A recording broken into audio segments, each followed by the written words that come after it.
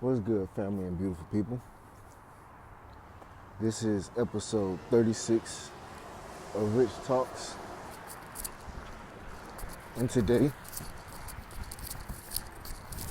we're going to be discussing. Sorry, I was running across the street. The problem with happiness. Yes, the problem with happiness. But before we get started, today is October 6th, or Sunday, October 6th, 2024. And the time is currently 5:08 a.m. Now, the problem with happiness. I know somebody's probably saying, oh, there's a problem with being happy? How could there be a problem with being happy? You know, happiness should be the ultimate, da da da da da. And I would have an objection to that. Happiness shouldn't necessarily be the ultimate goal of life. I think peace should be the ultimate goal of life. Happiness is something that's momentary. Happiness flees. Happiness isn't permanent. Something that is contentment. Something that is peace. You know? Peace and contentment is when you're at the state of just being at one. At one with whatever's going on.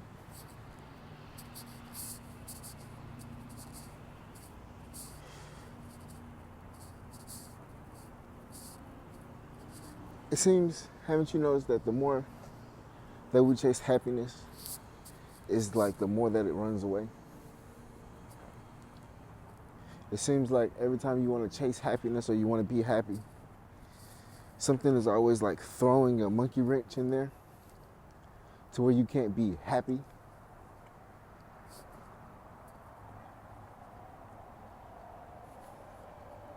So now instead of you just being content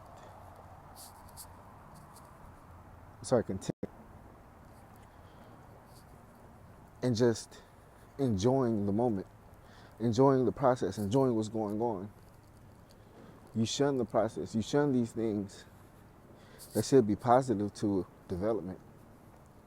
You shun these things because they don't make you happy.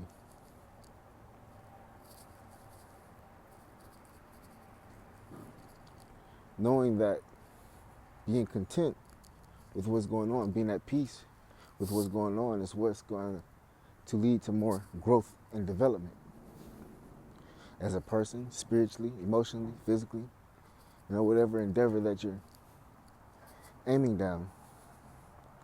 When you're at peace with what's going on, you allow for more. You're okay with whatever situation is going on with at hand. It's not necessarily that you're okay with it. You just understand. You come to understanding because the more that the quicker that you come into understanding with what's going on, is the quicker that it allows you to move past, move forward, and understand, and learn, and take away what you need to take away from what's going on. You can't learn or take away from anything from happiness because happiness is a byproduct of something that's happened. So you have to have learned in order to get to happiness. This is why I say we shouldn't chase happiness. We should just aim for peace. Momentarily, well, at whatever moment that you're in, don't aim for happiness, just aim for peace. Because, well, like I said, when you don't achieve that happiness that you're seeking, now it seems that everything is a failure. Now it seems you get to the point where everything seems not worth it. It's worthless. Because you're not happy. Nowadays, the biggest thing about relationships and marriages are what? People leave these situations because they're not happy. because they see on TV or social media these false relationships or these made up relationship reviews, and these people look quote unquote happy, right, which is a facade, but they see these folks quote unquote happy, or they listen to these relationship gurus about you should be happy or this person should make you happy, right? And what does somebody do? They end that relationship, or they start to pull back or act funny because they're not happy, right? And I'm saying happy with air quotes. So what happens? They end or leave this relationship and go out to seek either happiness somewhere else, or with someone else, or another situation, or whatever the case may be. Come to find out that they're going to end up in the same boat again of not being happy. See, they're chasing this they're forever chasing this thing called happiness, to change their state of reality, to ignore the things that could bring them closer to this state of happiness. You know, they're ignoring the things that could bring them peace. They're ignoring the peace, they're ignoring the peace, and they're seeking the things that they feel that could change to make them happy instead of being at peace.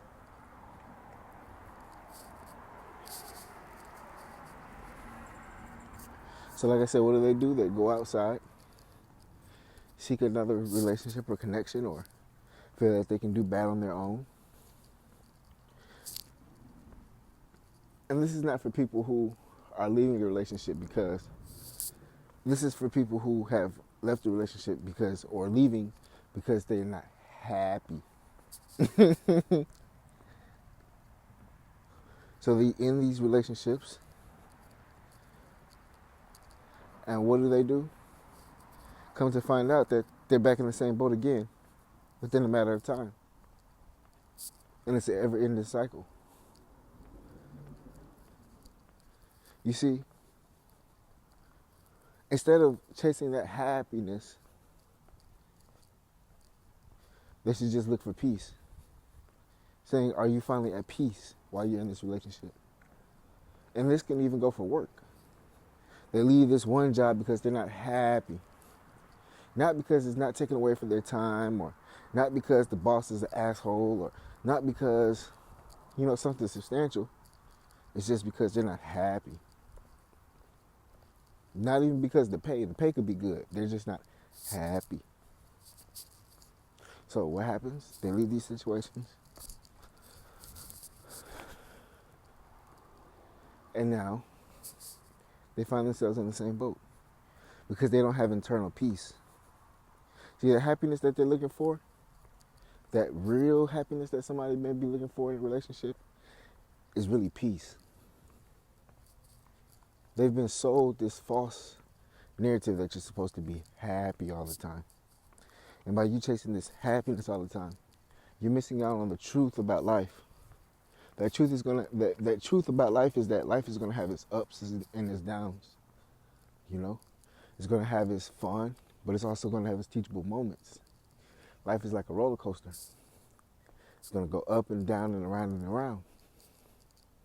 It's never just gonna be the happiness part and that's it. What would be the purpose of life? You wouldn't learn, you wouldn't gain, you wouldn't grow. It's just like a baby. A baby is not always all the time. The baby cries at certain times. Why? The baby is growing, so it has growing pains, correct? So it's the same thing as us. But when you look at the baby at its most calmest state, when you look at the baby when it's not necessarily crying, not necessarily happy, it's not using the restroom, it's not sleeping, it's just there. And what is that? The state of peace. And that's when a baby is most cutest, when it's just there at peace.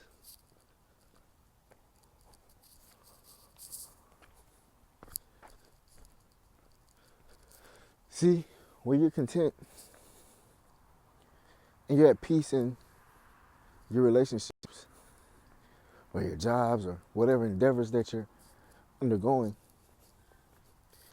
when you're at peace, you say you're okay with the good, you're okay with the bad, you're appreciative, and you're grateful. You're willing to learn, you're willing to grow, you're willing to expand. It's not 100% the best, and it's not horrible, it's not the worst. It could be better, it could be worse, but I'm thankful and I'm grateful and I'm at peace. What's the qualities of peace? Stability,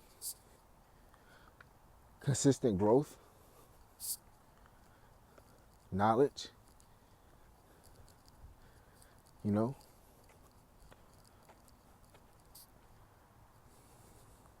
being at ease in the mind,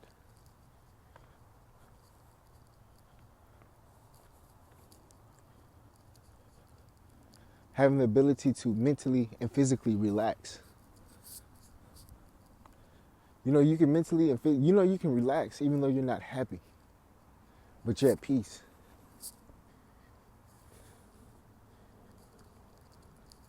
All these things play a factor in being at peace.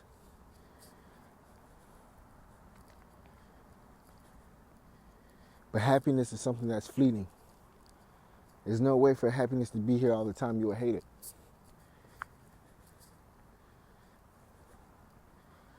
Nobody is ever happy all the time. That's life. Life is going to pull you up. Life is going to pull you down. Life is going to pull you around. Not saying that bad things are going to happen or that, this and that. No. I'm just saying the way that life is going to have its teachable moments. And through these teachable moments is where growth comes. But you can't have teachable moments and be in happiness at the same time. It's impossible. That teachable moment is going to take you out that state of happiness. So now imagine if you're a baby that's always happy, but never has its growing pains. You'll stay a baby, you'll stay stagnant.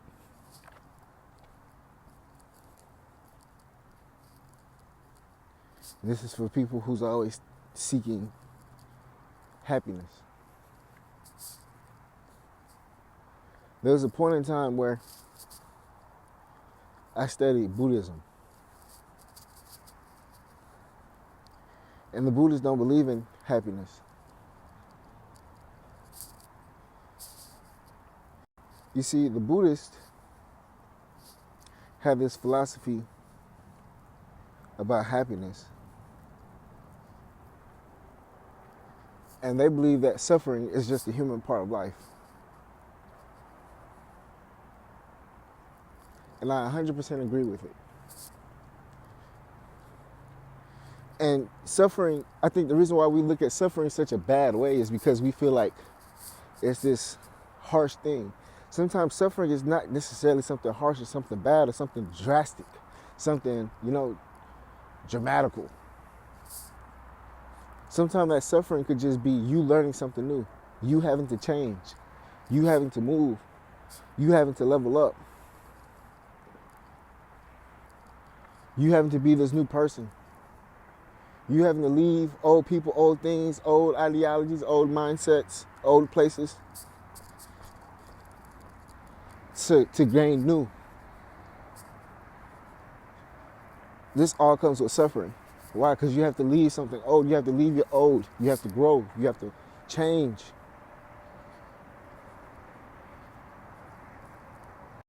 Suffering can also be outside external sources, that plays a factor into it. But we can't control that. That's life. But as I stated, all these things fall into the category of suffering.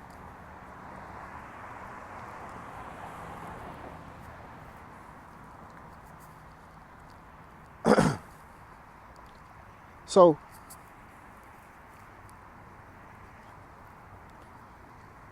when you accept that suffering is a part of life,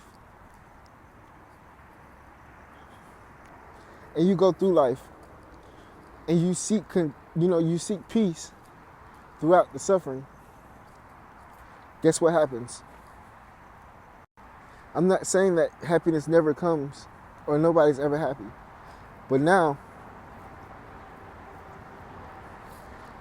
when that happiness does come around, guess what happens? You appreciate it 10 times more.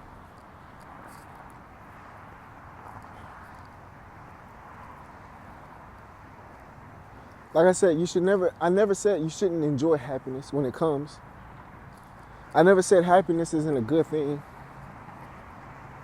or it shouldn't be enjoyed or anything of that sort. No, happiness is great. When you get married, you're supposed to be happy. When you graduate, you're supposed to be happy. When you get a raise, you're supposed to be happy.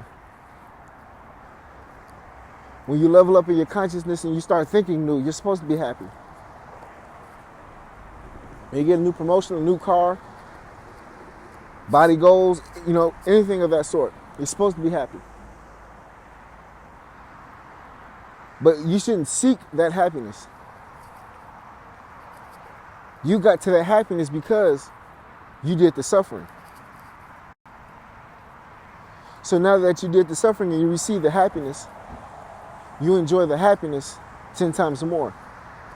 So you did the suffering in the relationship of getting to know this person, building with this person, putting your lives and meshing your life with this person, growing with this person, coming to understanding with this person.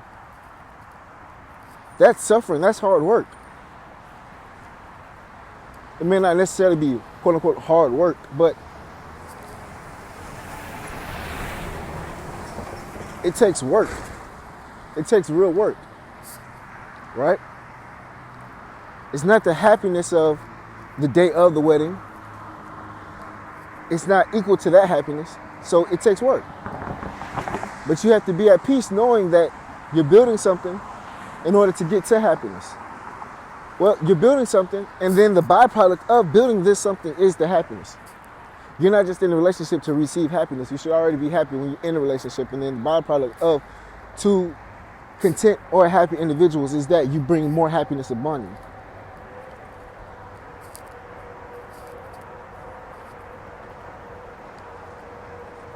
Now, I'm not saying that you can't be happy.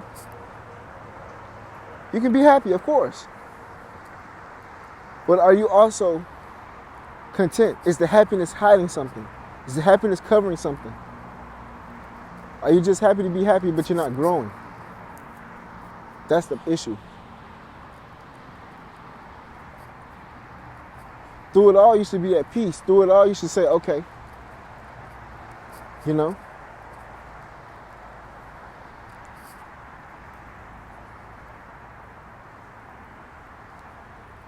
And I love that thinking of Buddhism because it allows you to view and attack life differently. Like I said, we've been taught over here about happiness. And now when you have that ingrained in your mindset, the moment something comes against that happiness, you feel like your life is crumbling. You get that feeling of, oh no, what did I do? Oh no, my life is doomed. You get that feeling. You start getting those thoughts. And to me, that's not healthy. That's too up and down. That never felt natural. But once I came across the Buddhist teachings, and they were saying, no, life is about suffering. Life, is going to have that suffering. So when you're going through life and you have that suffering, embrace it, because this is where growth comes. And then when that happiness comes about, you enjoy that happiness. It's just like somebody being on a diet. Imagine you eating cake a big old piece of cake or a big old cake because it makes you happy. So you eat the cake 7 days a week. You don't do any suffering to balance it out or nothing. You just eat cake 7 days a week. Eventually you're going to get sick.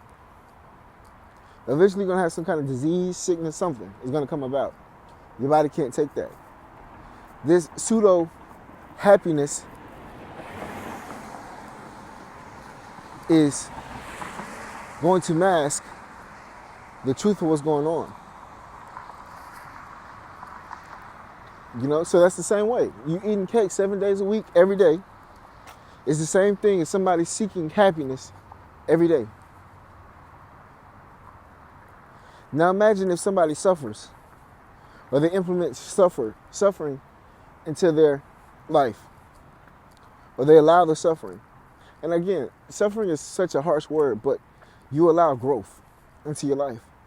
So what happens? You go to the gym. You maybe run, you maybe lift weights. You just do simple cardio. And let's say you do that 6 days a week. So you suffering these 6 days a week. You're growing these 6 days a week. You're at peace 6 days a week knowing that you're not eating cake. Why? Because on the 7th day you're saying, okay, I'm going to enjoy this piece of cake because I've worked these 6 days. So now when I get that cake, I'm going to thoroughly enjoy it. I'm going to savor every bite. I'm going to savor, the time. I'm going to appreciate the time. I'm going to be thankful for the time. This piece of cake is going to be the best piece of cake I've ever had because I've worked for it. I've struggled for it.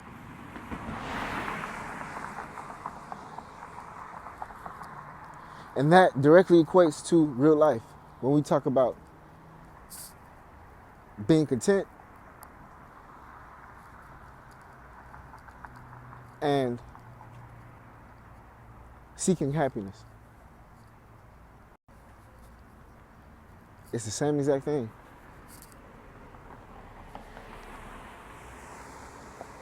Don't just go out seeking the cake of life that you forget to exercise. Because if you do, you're going to get diabetes. Don't catch real world diabetes or real life diabetes because you chose to eat cake every day instead of, you chose to eat the cake of happiness every day instead of the workout for struggle. And the byproduct of this quote unquote struggle is not just you being able to eat cake. Now you have a healthier body, a healthier mind.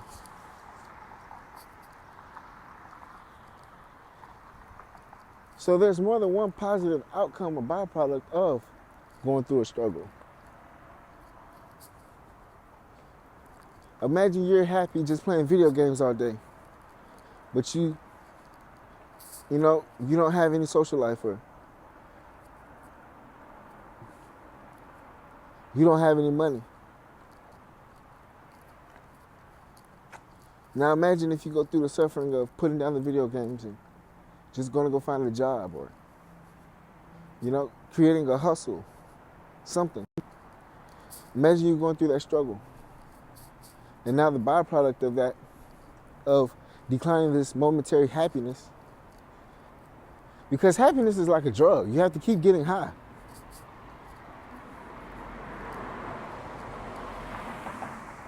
Happiness is like a drug. Every 15 minutes, you have to take a hit in order to keep that high.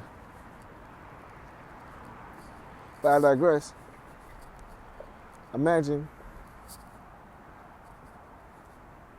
you be playing these video games because it brings you happiness. And you seek the discomfort of life. You disregard the comfort of life. You disregard the struggle.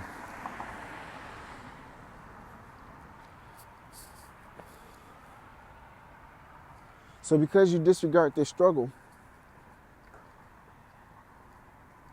you don't have any money. You don't have any friends.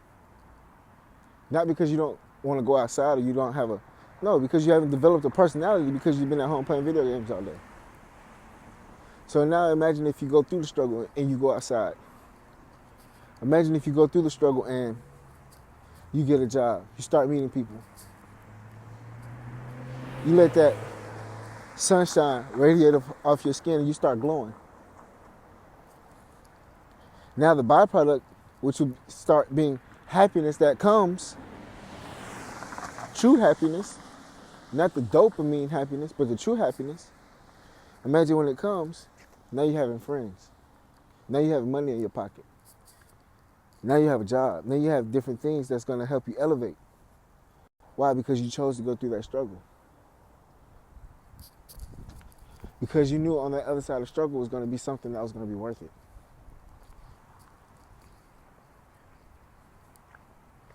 This kind of coincides with what I was saying yesterday, episode 35, about sometimes you have to be comfortable being uncomfortable. And that's the same thing. Happiness is comfort. Sometimes you have to be uncomfortable in the growth, uncomfortable in the struggle, in order to get comfortable, in order to find a new comfortable, in order to be what? Happy. That's just the way of life.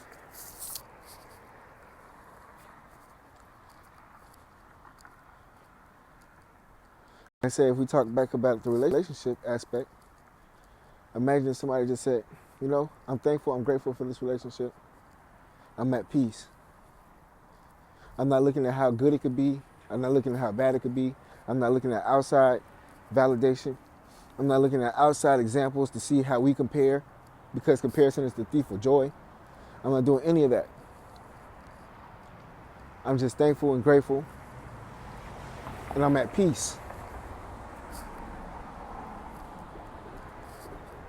Now imagine how that relationship blooms and blossoms.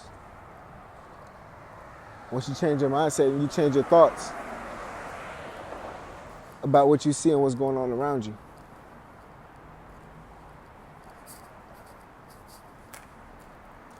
So I'm not saying, like I said, I'm not saying you should never be happy, or happiness is an evil thing, or when happiness comes, you disregard it. I'm not saying that you should always aim for struggle. No. All I'm saying is that if you're consistently looking for happiness, there's no growth. If you're consistently looking for something like happiness, you're going to become stagnant. Your body will catch disease. Forever happiness is nothing but a fairy tale. But being at peace, that's priceless. Back to the relationship example one more time, because I think it's about the easiest example. You leave someone because you're not happy, and now you're all alone and sad. And now you're thinking about how good that person was, or how not so bad that situation was, and how you can deal with the ups and the ups and downs weren't so bad, and this person was good to you, even though they didn't check off every single box, every single, box that society told you that you should have, But this person was good to you, this person was kind, they were willing to grow with you, be patient, all these things. That's the moment when you'll know happiness tricked you. That's the moment. When you seek happiness and happiness deceived you. And you can no longer run to find happiness. That's when you'll be appreciative of being at peace.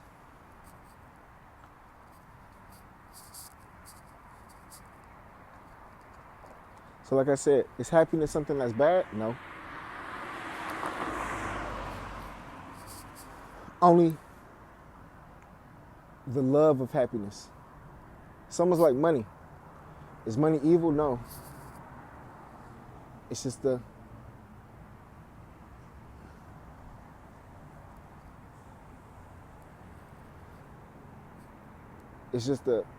overindulgence of the love of money, the spirit. But inherently, is money bad? No. So, inherently, is inherently is happiness bad? No. It's just when you chase it and you disregard the other factors of life.